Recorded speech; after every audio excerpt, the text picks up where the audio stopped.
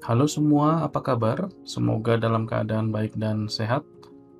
Topik diskusi kita pada kesempatan kali ini adalah inheritance atau pewarisan. Inheritance merupakan salah satu dari OO Core Principles. Kita mulai dari tujuan sesi kali ini. Setelah menyelesaikan sesi ini, Anda diharapkan untuk mampu yang pertama, menjabarkan latar belakang dari konsep inheritance atau pewarisan. Yang kedua, Anda diharapkan untuk mampu menjabarkan konsep dasar dari inheritance. Dan yang ketiga, Anda diharapkan mampu untuk mengaplikasikan konsep inheritance dalam upaya mengembangkan suatu solusi yang efektif tentu saja. Subtopik yang akan kita diskusikan pada sesi ini cukup banyak ya, mulai dari motivasi, lalu konstruk seperti apa yang bisa derive, yang bisa diwariskan, yang bisa di-extend gitu. Lalu kita akan membicarakan basic konsepnya, keuntungan dan kerugian penggunaan atau pengimplementasian inheritance. Lalu bagaimana cara mendeteksi kans untuk mengaplikasikan inheritance, ini ada approach-nya, top down dan bottom up. Kemudian kita juga akan membicarakan mengenai bagaimana cara mengakses parents attributes dan behavior-nya, karena ini pewarisan. Lalu kita akan lihat code ya, dan yang terakhir mengenai class relationships. Saya pikir itu kita akan segera masuk ke materi. Baik, kita awali dengan motivasi kenapa kita butuh atau kenapa inheritance ini perlu gitu ya, atau apa sih keuntungannya gitu ya, sehingga kita perlu aplikasikan konsep inheritance ini. Kita balik lagi ya ke konsep mengenai problems and solution, karena bagaimanapun juga developing software itu tentu tujuannya untuk solving problems. Jadi ada problems, ada challenge, dan kita mau tackle, kita mau selesaikan gitu ya. Nah, semakin kompleks problemsnya, maka besar kemungkinan solusi yang diperlukan juga akan semakin kompleks. Bisa saja problems yang kompleks solusinya mudah atau simple ya, tapi tendensinya justru semakin kompleks tentu saja problemsnya, maka kemungkinan solusinya juga akan semakin kompleks. Suatu problems yang kompleks itu misalnya contoh dia punya multiple alternatives. Jadi misalnya bisa A tapi bisa juga B, bisa juga C ya, melakukan A, melakukan B, melakukan C, yang beberapa varian ini sangat mirip satu dengan yang lain ya, ada perbedaan sedikit. Nah, misalnya contoh kita mau punya let's say data reader ya, kita mau membaca atau mau meretrieve data dari suatu source misalnya. Nah, source ini kan bisa macam-macam. Oh, source-nya bisa let's say database misalnya. Oh, source-nya bisa sebuah image misalnya. Oh, source-nya bisa web pages misalnya. Jadi itu sources-nya bisa macam-macam, alternatifnya bisa banyak, dengan tujuan yang sama, yaitu kita mau membaca data dari sources tertentu misalnya. Atau misalnya kita mau menulis data yang kita punya ke suatu storage misalnya. Storage-nya bisa macam-macam. Oh, storage-nya bisa saja di jaringan. Oh, storage-nya bisa saja di database misalnya, atau storage-nya bisa di file biasa, plain text biasa. Nah, itu contoh varian-varian ya, yang mungkin dijumpai. Nah, karena perbedaannya varian yang satu dengan varian yang lain itu mungkin tidak terlalu banyak, maka kita bisa memanfaatkan existing unit atau existing code gitu ya. Kita bisa reuse dan kita modify sedikit supaya beradaptasi dengan suatu alternatif tertentu gitu ya. Misalnya contoh, oh saya mau tadi ya mau membaca data dari database, caranya tentu berbeda dengan membaca dari let's say web page misalnya ya. Jadi caranya mungkin berbeda, tapi general idea-nya akan sama. Nah, bagaimana kita menggunakan atau mereuse general idea ini?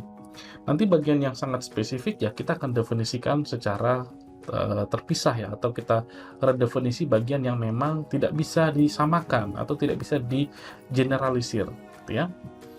Nah, ada beberapa approach. Yang pertama misalnya kita bisa memperkaya existing components. Jadi kita punya komponen, lalu kita perkaya fiturnya. Jadi misalnya kita punya sebuah komponen yang tadinya bisa membaca data dari database. Lalu kita modify atau kita perkaya dia supaya dia juga bisa baca dari let's say web pages, atau dia bisa membaca dari plain text misalnya. Jadi dia semakin gemuk dalam tanda kutip ya, semakin kaya dia dengan feature. Sebenarnya itu pendekatan yang kurang baik, tapi itu salah satu opsi. Yang kedua adalah meredefinisi existing komponen. Jadi instead of kita memperkaya yang sudah exist, kita redefinisi aja. Kita tulis ulang bagian yang tidak cocok. Oh, yang ini nggak cocok, kita tulis ulang. Jadi komponennya menjadi lebih cocok. Yang ketiga adalah kita bisa membuat let definition. Jadi kita bikin general idea-nya terlebih dahulu, lalu pada saat benar-benar mau dipakai, komponen ini akan didefinisikan bagian yang spesifik sehingga bisa dipakai untuk let's say, oh dia membaca dari database, maka implementasi untuk reading from sources-nya kita modify supaya match dengan API-nya database misalnya, atau mungkin dengan API-nya network misalnya, karena kita mau baca dari web pages misalnya gitu ya. Jadi disesuaikan. Nah, kita akan bahas ini nanti satu persatu di beberapa slide selanjutnya ya. Oke, nah tadi kita sudah bicarakan bahwa cara yang bisa kita tempuh adalah dengan mengextend existing komponen. Jadi kita sudah punya komponen, kemudian kita bisa pakai beberapa approach yang tadi ya, 3 biji tadi, misalnya kita perkaya, kemudian kita bisa redefinisi, kita bisa let the definition. Jadi kita agak belakangan mendefinisikan operationnya gitu ya, itu bisa kita lakukan. Nah, ketiga approach ini itu semua sama-sama bisa dilakukan dengan cara mengextend si komponen. Jadi komponen tersebut di-extend ya. Di-extend itu bukan bermakna menjadi semakin gemuk gitu, bukan ya, tapi kita bisa lakukan sesuatu terhadap sesuatu yang sudah exist. Ya, baik itu memperkaya, baik itu mengubah definisinya dan lain sebagainya. Nah, perlu diingat bahwa tadi kita mau nge-tackle problems yang kompleks ya. Salah satu bentuk kompleks problem adalah ketika ada varian ya, jadi ada alternatif problems yang sangat mirip satu dengan yang lain. Kita bisa kemudian reuse existing mechanism ya. Kita bisa reuse dan kita bisa modify bagian yang kurang cocok. Di sini ada sebuah contoh, misalnya kita punya sebuah sistem yang punya feature untuk import data ya, dia bisa mengimpor data. Nah, import data ini tentu bisa dari bermacam-macam sumber. Di sini misalnya CSV, yang bisa baca dari CSV, koma separated value, jadi pakai koma sebagai pembatas value. Kemudian bisa dari file zip ya, file yang dikompresi. Kemudian bentuk-bentuk yang lain, misalnya dari database, mungkin dari mana-mana ya, tergantung. Nah, ini cuma contohnya hanya 2, yaitu CSV dan zip misalnya, contoh saja nih. Kemudian sebuah file CSV itu kan text based ya, isinya teks ya.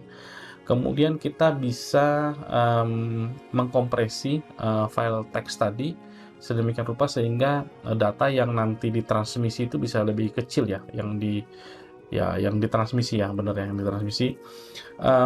Dengan demikian kita punya benefit ya. Jadi tidak hanya datanya komplit ya, integrity-nya terjamin, tapi juga bisa dalam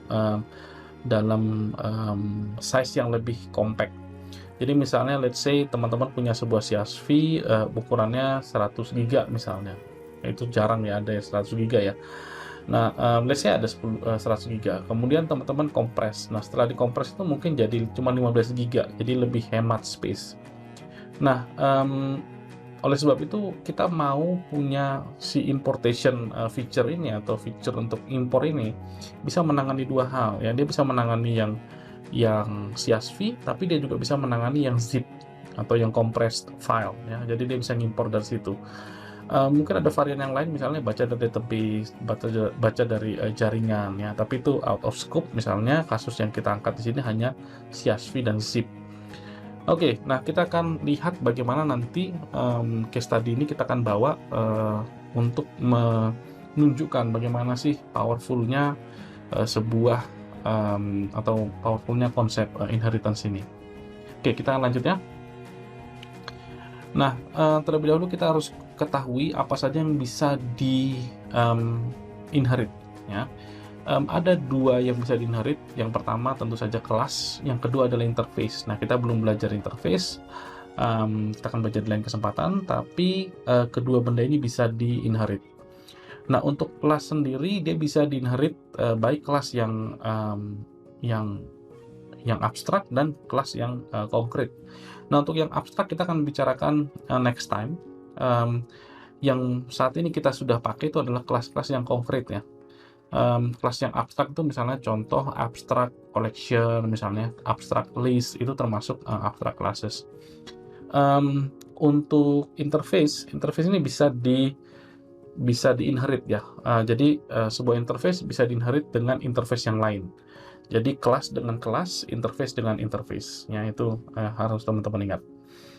Kemudian syarat sebuah konstruk itu bisa di-extend atau bisa di-inherit adalah dia tidak diberi mark final. Jadi kalau misalnya sebuah kelas ditandai dengan final flag, maka dia tidak bisa di-extend, ya, dia tidak bisa di-inherit.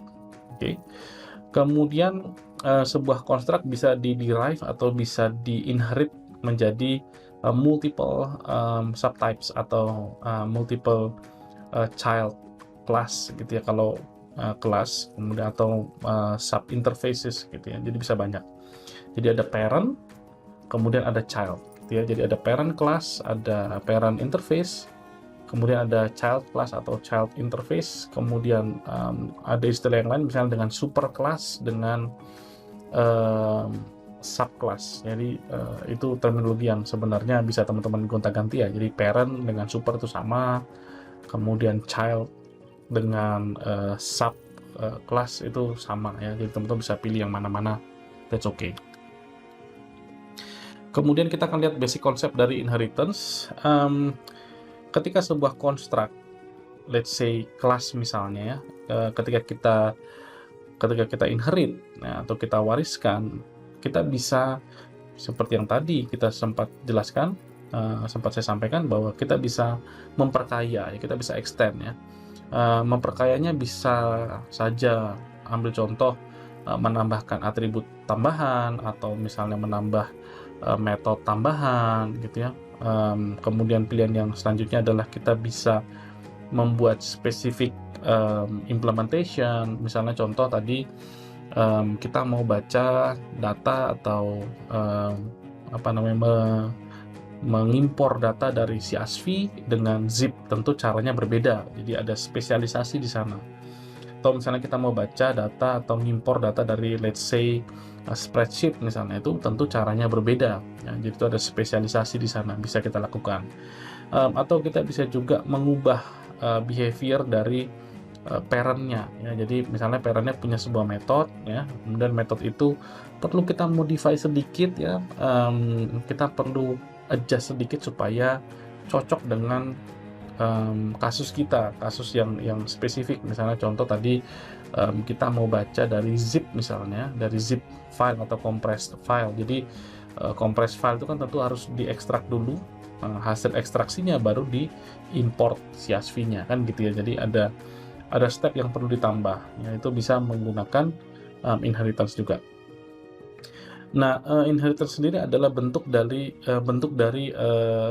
pengaplikasian konsep polymorphism juga sebenarnya, karena kita bisa pada saat memperkaya, let's say ya, memperkaya sebuah kelas misalnya, kita bisa menambahkan metode yang berbeda, kemudian kita bisa membuat variasi implementasi metode dari suatu kelas menjadi sub-sub kelas. Jadi sub-sub kelasnya ini akan berperilaku agak berbeda satu dengan yang lainnya, untuk tentu saja tackling specific problems atau specific problem varian gitu ya.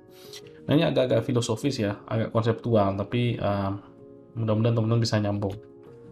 Yang berikutnya adalah sebuah subclass atau child class misalnya, atau child interface gitu ya.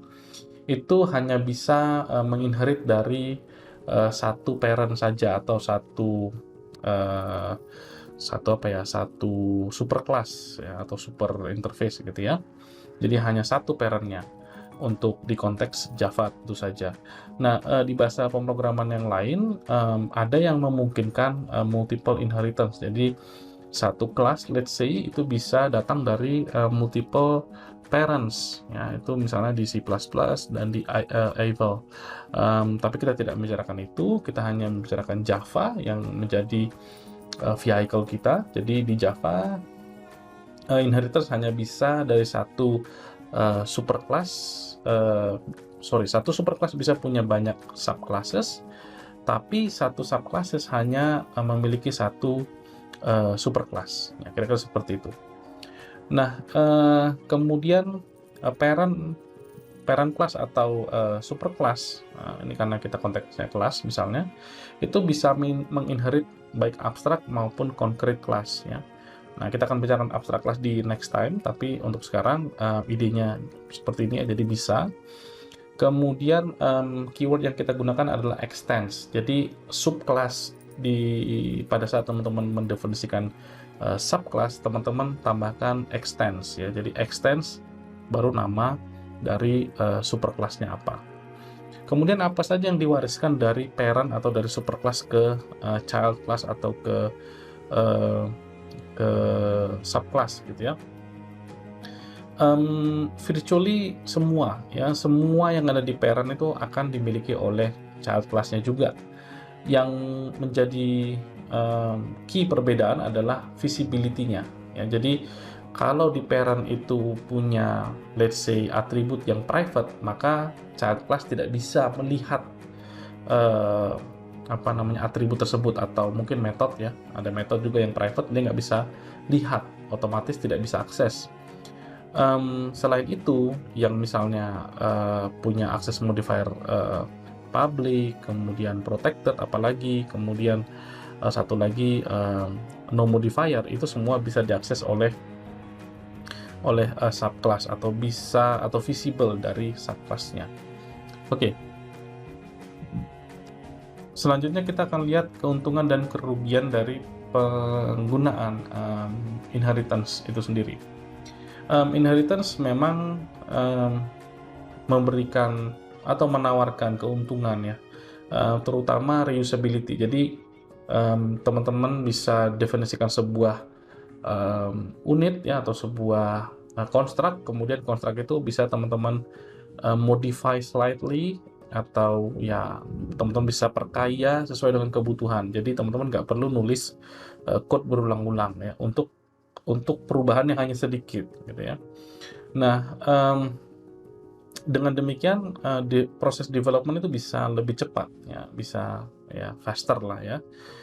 Cuman di lain pihak ada juga kekurangan atau potensi masalah ketika teman-teman menggunakan inheritance yang terlalu eksesif ya. Segala sesuatunya teman-teman inherit, semua teman-teman inherit. Nah, itu ada juga problemsnya atau potensial problemnya. Yang pertama adalah adanya komponen coupling. Jadi antara sebuah unit dengan unit yang lain itu jadi tergantung. Kalau sudah tergantung, maka kalau parentnya itu dimodify ya, nanti childnya itu secara tidak langsung akan terdampak dari modification yang kita lakukan pada parentnya. Karena apa? Karena apa yang dimiliki parent akan dimiliki oleh childnya gitu ya. Jadi bisa terjadi downward change effect. Jadi parentnya ini harus hati-hati, jangan sampai perubahannya itu atau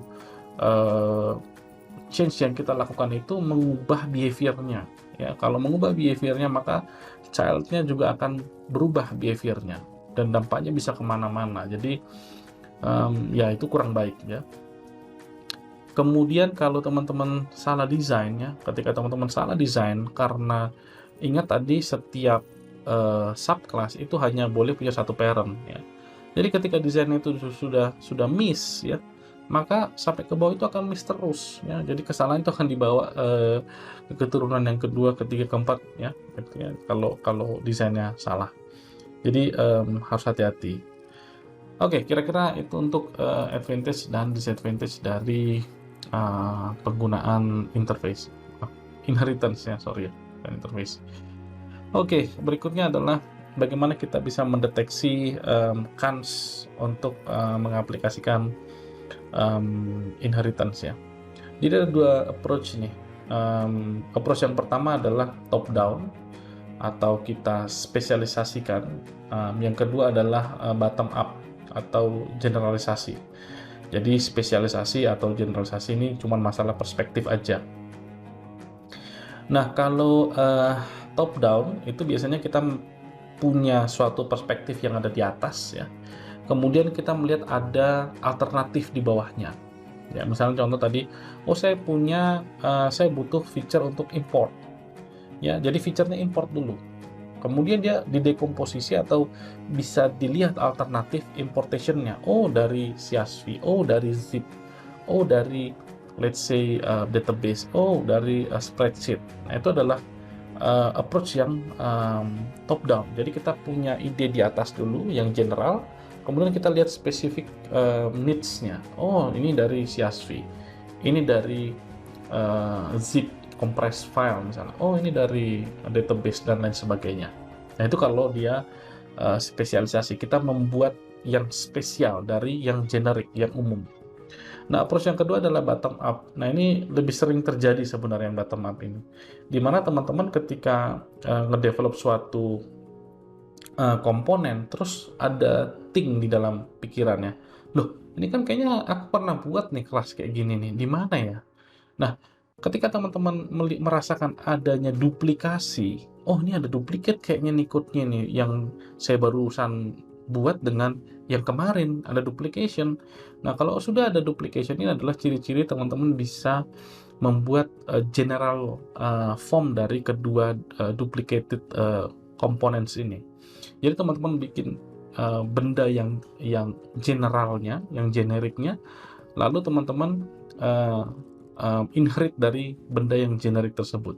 Jadi hal yang similar antara kedua components yang mirip ini, teman-teman pindahkan ke parent gitu ya, lalu teman-teman inherit ya. Jadi teman-teman akan punya dua benda yang aspek similarity-nya menjadi rendah karena aspek similarnya sudah teman-teman pindahkan ke parent. Kira-kira idenya seperti itu. Jadi cuman bagaimana cara kita sensing aja ya, sensing ini kayaknya bisa nih dengan approach seperti ini. Ini bisa approach-nya seperti ini ternyata gitu ya. Nah, itu untuk bagaimana kita bisa mendeteksi inheritance. Oke, yang berikutnya adalah bagaimana cara kita mengakses parents attributes atau parents behavior. Nah, ingat bahwa apa yang dimiliki parents akan dimiliki juga oleh child-nya atau subclass-nya. Yang menjadi pertanyaan adalah visibility-nya ya, apakah dia visible atau tidak visible. Tentu yang tidak visible misalnya private ya. Sementara yang lainnya itu sebenarnya visible dari perspektif si subclass. Jadi bisa diakses. Nah, pertanyaannya adalah bagaimana cara kita mengakses sesuatu yang dimiliki oleh parent atau yang didefinisikan pada parent-nya atau pada superclass-nya. Untuk mengakses let's say attributes atau behavior yang ada pada parent-nya atau mungkin pada parent-nya lagi atau mungkin pada parent-nya lagi gitu ya. Selama dia tidak di override, nah apa itu di override nanti kita akan ngomong ya. Selama dia tidak di override, teman-teman bisa pakai keyword super ya. Teman-teman bisa pakai keyword super untuk mengakses apa yang ada pada parent-nya. Nah, sebenarnya keyword super ini somewhat dia mirip dengan keyword this. Terus bedanya apa? Nah, kalau this itu konteksnya adalah pada objek ini, objek tersebut, ya, objek yang sedang kita bicarakan. Tapi ketika kita bilang super, maka konteksnya naik, yaitu objek parent-nya, ya, atau konteks parent-nya, ya, dia naik ke konteks parent. Jadi bukan pada current object, tapi pada konteks parent-nya, ya. Oke, nanti akan ada contohnya. Baik, kita akan lihat implementasi dari inheritance.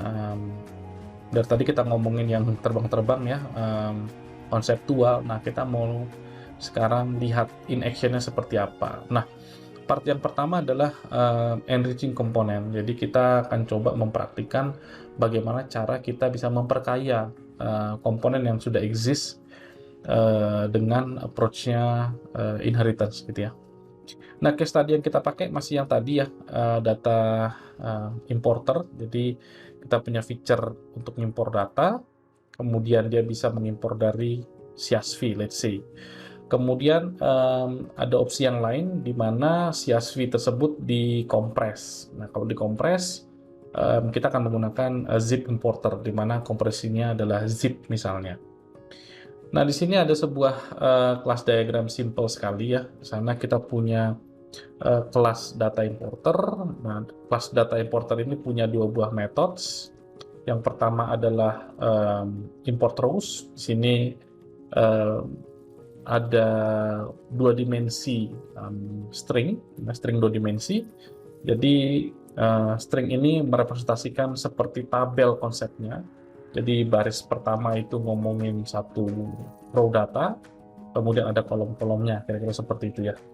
Jadi untuk indeks pertama itu membicarakan tentang record, kemudian indeks kedua itu membicarakan tentang sel datanya. Nah, kemudian kita punya metode yang kedua adalah import row. Di sini untuk mengimport satu buah record ya, satu buah record data. Kemudian kita extend, ya, kita extend dengan sebuah kelas untuk mengimport dari CSV. Di sini kita memperkaya data importer dengan menambahkan sebuah metode, yaitu metode import file. Karena dia membaca dari file ya, CSV itu kan file. Kemudian secara otomatis si CSV importer ini akan punya 3 buah metode jadinya. Pertama, dia punya import rows dari parent-nya. Dia dapat juga import row dari parent-nya juga. Kemudian dia punya import file. Ini yang didefinisikan di dalam dirinya. Lalu kita punya sebuah kelas lagi yang namanya zip importer. Ini untuk ngimport file yang bentuknya kompres ya, yang sudah di zip gitu ya. Nah, di sini dia punya sebuah metode lagi nih tambahan, yaitu import zip. Nah, si zip importer ini punya 4 metode sekarang. Apa saja metodenya? Yaitu import rows, import row, kemudian dia punya import file dan punya import zip. Jadi dia punya 4 metode gitu ya. Nah, ini yang dimaksud dengan memperkaya. Jadi fiturnya nambah ya. Jadi instead of kita mengubah yang sudah exist, kita menambah feature, ya, menambah metode, menambah behavior gitu ya dengan pendekatan ini. Nah, bagaimana implementasinya? Nah, bentuknya kira-kira seperti ini ya. Jadi kita punya data importer sebelah kiri, kemudian kita punya CSV importer di sini di tengah ya. Kemudian CSV importer ini extending data importer ya, dia extends data importer.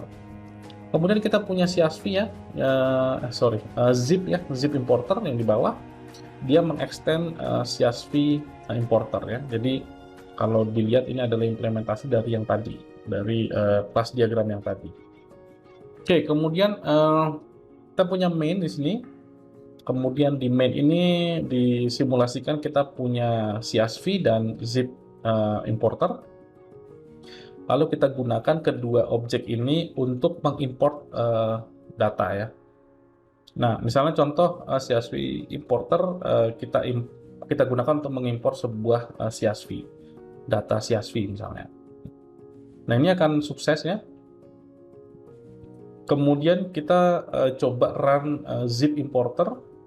Di sini kita import zip, ini bisa dilakukan.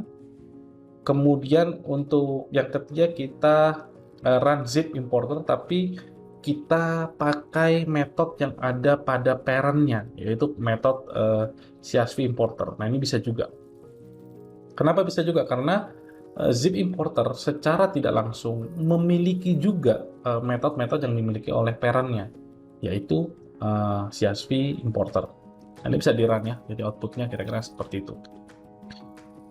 Oke, yang kedua kita lihat approach redefining behavior. Jadi kita meredefinisi behavior dari parent-nya. Nah, kalau yang tadi kita perkaya, yang ini kita modify. Jadi kita modify apa yang ada di parent-nya sedikit, ya. Kita ubah karena mungkin perlu ada extra effort gitu ya. Jadi instead of kita perkaya, kita rewrite ya, atau kita override. Jadi sebutan atau terminologi override itu artinya menulis ulang atau meredefinisi yang ada pada parent-nya ya. Yang sudah didefinisikan pada parent, kita redefinisi ya. Nah, bisa diperhatikan di sebelah kanan ini class diagram. Yang berbeda dari class diagram ini dengan yang sebelumnya adalah pada zip importer. Nah, kalau sebelumnya zip importer itu di dalamnya ada definisi import zip, di sini adanya import file. Loh, kok ada import file? Kan di parent-nya udah ada import file. Iya, betul ya. Jadi di sini kita meredefinisi, ya, kita tulis ulang apa yang sudah didefinisikan pada parent-nya, ya, yang ada pada CSV importer. Jadi zip importer menulis ulang atau mengoverride apa yang ada pada parent-nya. Siapa parent-nya? Di sini konteksnya adalah CSV importer. Ya, kita akan lihat code-nya. Ya.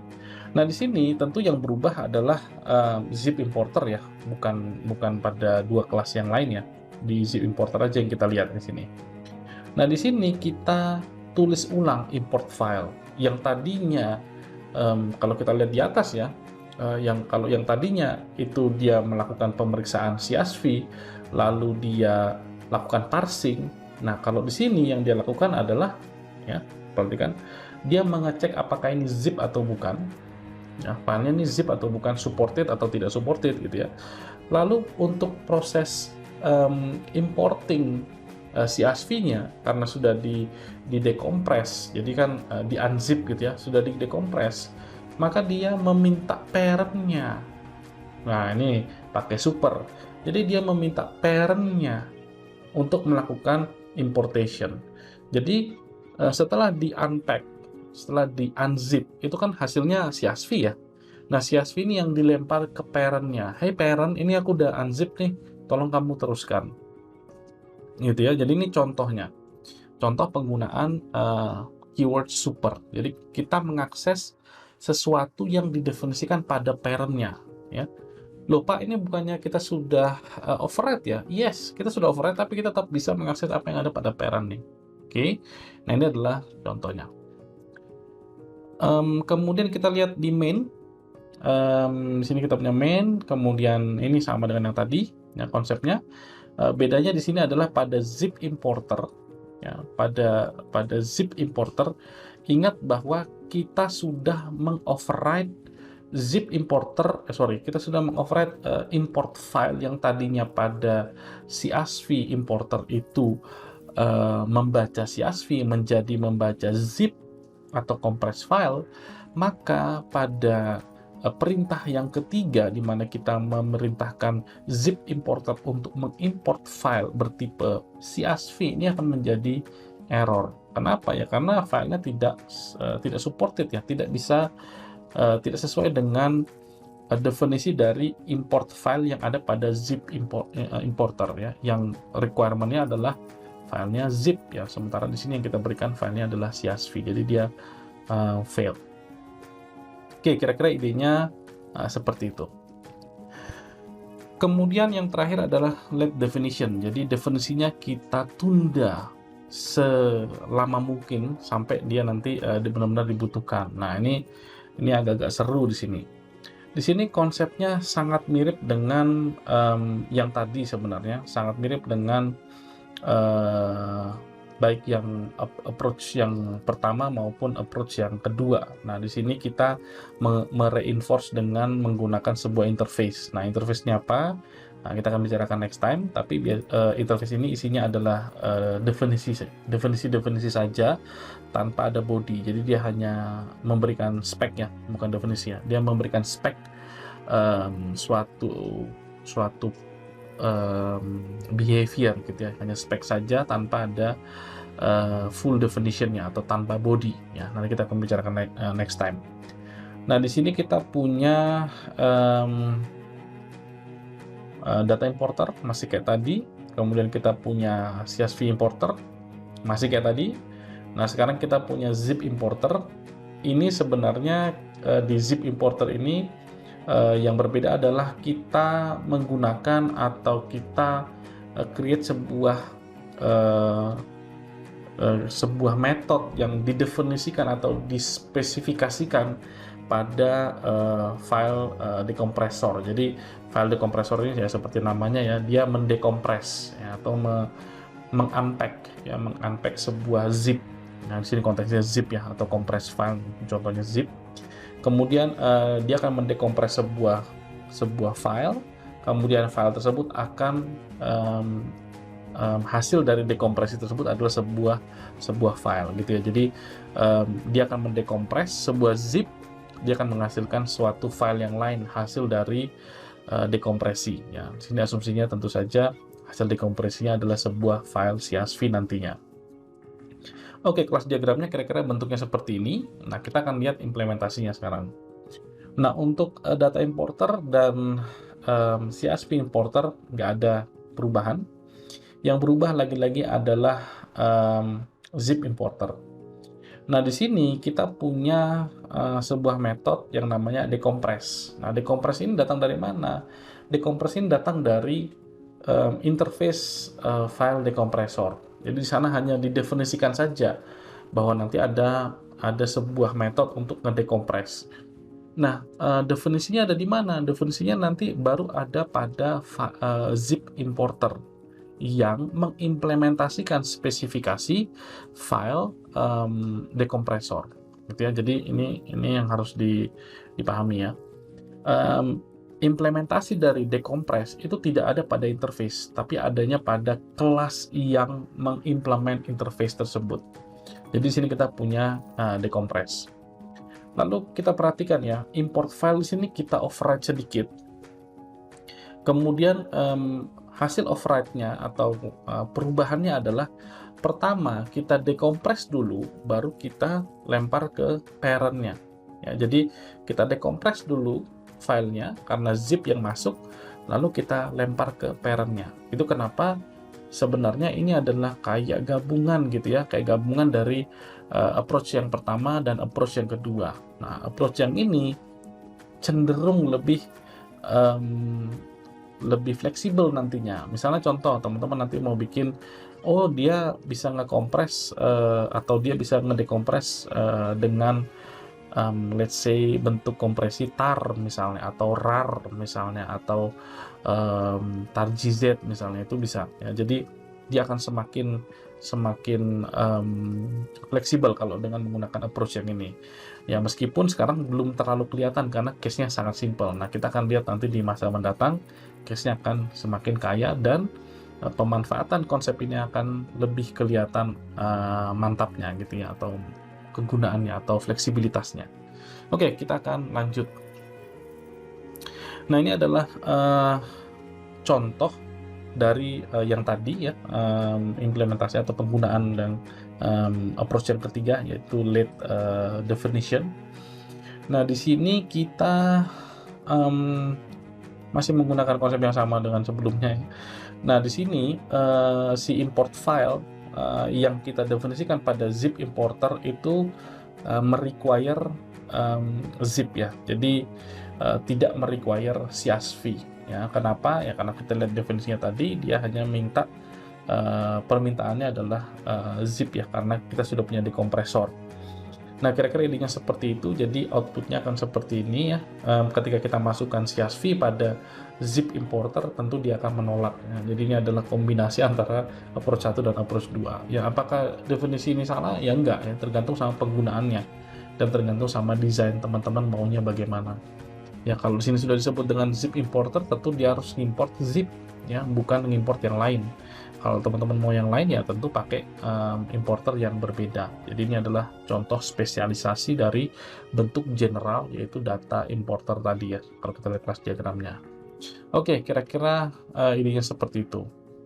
Nah, yang terakhir kita akan bicarakan class relationship yang ditimbulkan akibat dari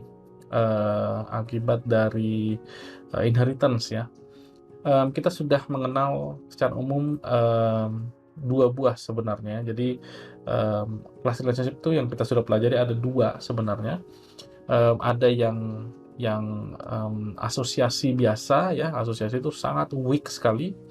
Kemudian subnya ada agregasi ya, dan ada komposisi yang lebih strong ya. Jadi ownership-nya lebih strong. Kalau agregasi itu weak ownership.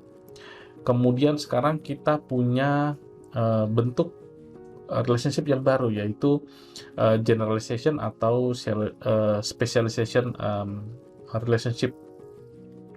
Nah, untuk generalization relationship itu disebut juga dengan is a relationship. Jadi contoh kita bisa baca di sini ada kelas diagram yang tadi ya.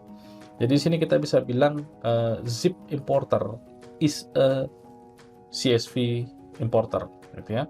CSV importer is a data importer. Nah, kira-kira ini yang seperti itu. Meskipun kadang-kadang harus kita pahami juga bahwa somewhat implementasi yang kita hasilkan pada subclass itu harus menjamin si is a relationship ini bertahan. Ya, jadi misalnya contoh, zip importer is a CSV importer. Is it? Gitu ya. Nah, mungkin kalau ketika kita pikir-pikirkan, kayaknya nggak cocok deh, gitu ya. Kalau nggak cocok, berarti mungkin desain kita harus direvisit. Tapi ketika implementasi zip importer, let's say, itu bisa memenuhi is a relationship dalam baik pemaknaan dan actionnya, operationnya, maka desain kita sudah bisa dikatakan bagus. Ya. Misalnya contoh, kalau zip importer bisa mengimport, let's say ya, bisa mengimport CSV, maka zip importer is a CSV importer. Tapi ketika zip importer tidak bisa, ya, tidak bisa disebut dengan CSV importer, maka kemungkinan desain kita kurang pas. Nah, itu akan jadi case di sesi mendatang ya. Tapi di sini kita cuma membahas bahwa kita bisa melakukan extension dari parent class menjadi child class atau jadi subclass. Nah, kira-kira seperti itu untuk sesi kali ini. Mungkin teman-teman masih perlu explore ya, eksperimen untuk bisa grasp sebenarnya kita sedang membicarakan apa inheritance ini gitu ya. Jadi perlu dicoba. Oke, baik, kita sudah membicarakan inheritance in general. Nanti kita perlu latihan-latihan lagi. Sampai ketemu pada sesi-sesi tersebut. Saya pikir itu saja. Thank you. Ciao.